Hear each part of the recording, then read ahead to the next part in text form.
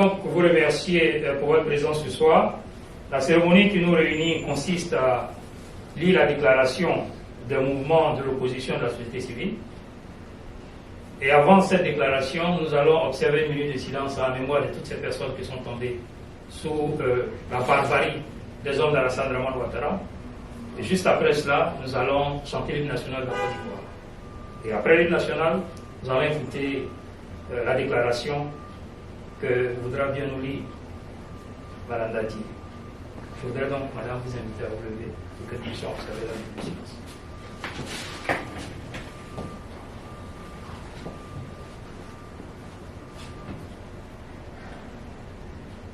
Merci.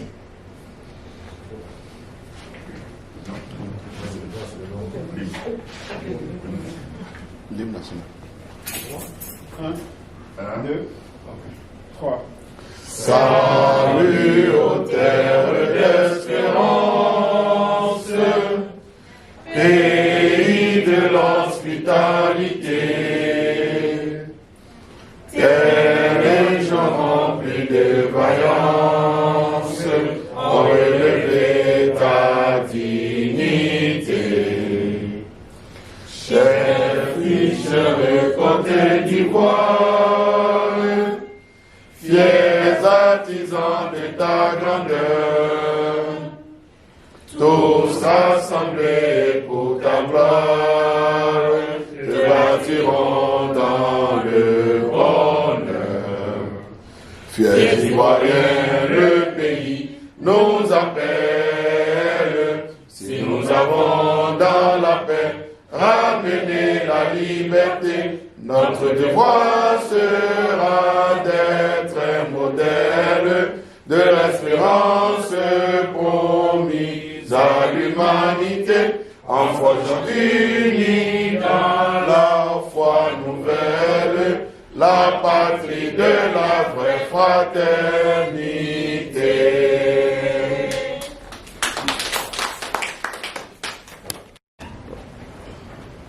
Déclaration conjointe PDCI-RDA, FPI, GPS, COGEP, AIRD, UNG du Canada et des États-Unis d'Amérique face à la décision du président Alassane Dramane Ouattara de brider un troisième mandat en Côte d'Ivoire.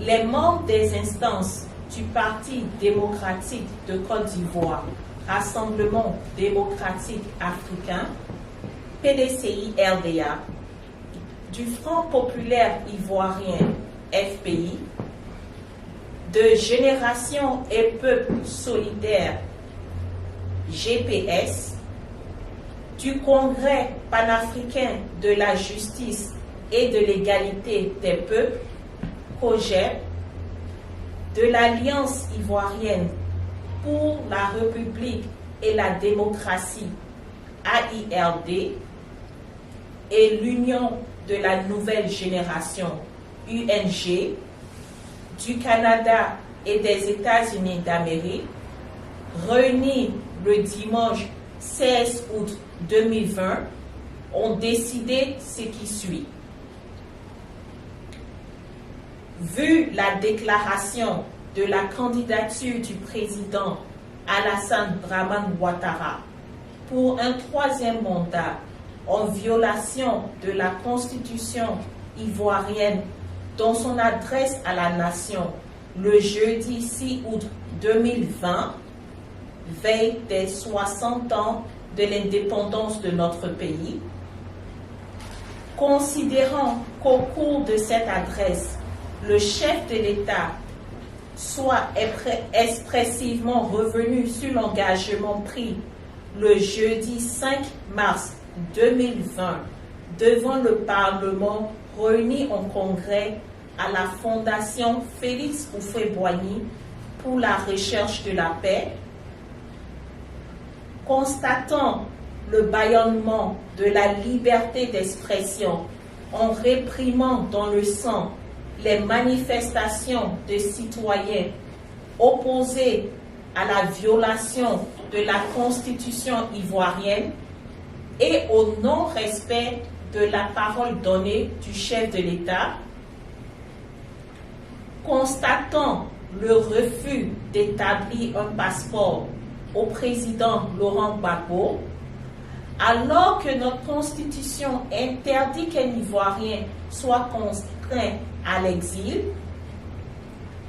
observant la radiation illégale du président Laurent Gbagbo, du Premier ministre Guillaume Soro et du ministre Charles Blé Goudé de la liste électorale,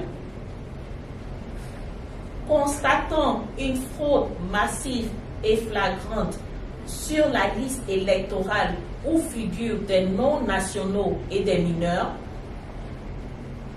observant les arrestations arbitraires des leaders de la société civile et des partis d'opposition, notamment Mme Pulchérie Balé, présidente de Alternative Côte d'Ivoire, de Mme Anne-Marie Bonifon, responsable locale de GPS et de ses collaboratrices, vu les pertes en vie humaine, les blessés graves et les destructions de biens matériels occasionnées par des attaques orchestrées par des jeunes gens manipulés par le pouvoir RHDP, notamment à Bonois, Daoukro, Gaïoua et Abidjan, les membres des instances du PDCI-RDA, du FPI, de GPS, du COGEP, de l'AIRD et de l'UNG du Canada et des États-Unis d'Amérique, tout en s'inclinant devant les disparus et souhaitant prompt rétablissement aux blessés, demande une enquête indépendante pour identifier les commanditaires de ces atrocités et les punir conformément aux lois ivoiriennes. Ils exigent par ailleurs un audit international de la liste électorale pour garantir une élection apaisée et transparente. Ils dénoncent avec fermeté la déclaration de candidature du président Alassane Dramane Ouattara en violation de la Constitution ivoirienne qui ne prévoit que 2 mandats présidentiels et exige la libération immédiate et sans condition de tous les détenus à la suite des manifestations.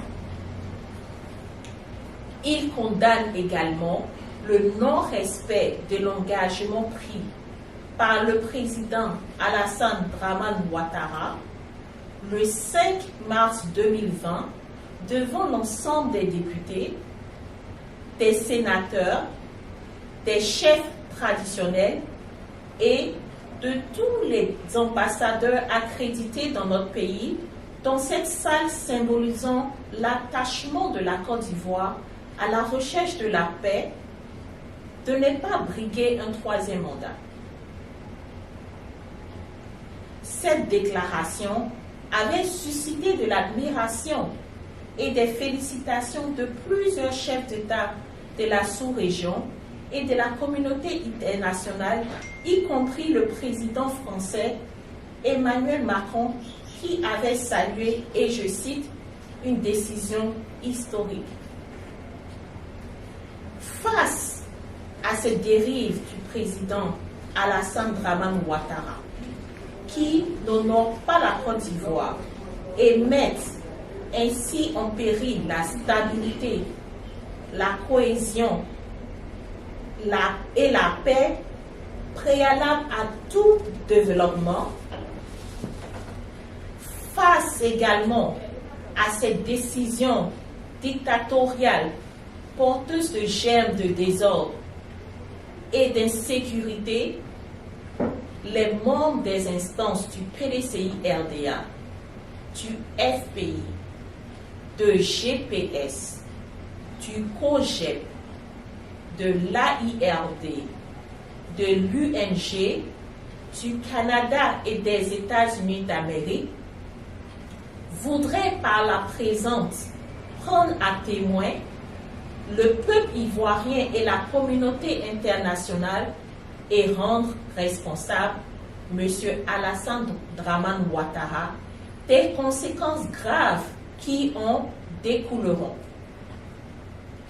Fait à New York le 16 août 2020. Le PDCI-RDA pour les délégués généraux Canada, États-Unis d'Amérique, Olivier Ingoron, délégué général New York, New Jersey. Le FPI, Dr. Marcel Kragbe, représentant FPI des États-Unis d'Amérique. Le GPS, Youssouf Kabagate, Sidibé Saïbou, Ismaël Sissé. Le COGEP, Sila Mambi Yassine.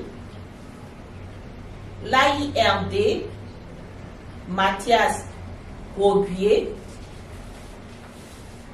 L'UNG, Pokou Nash.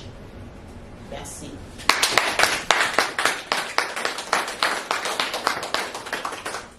Bon,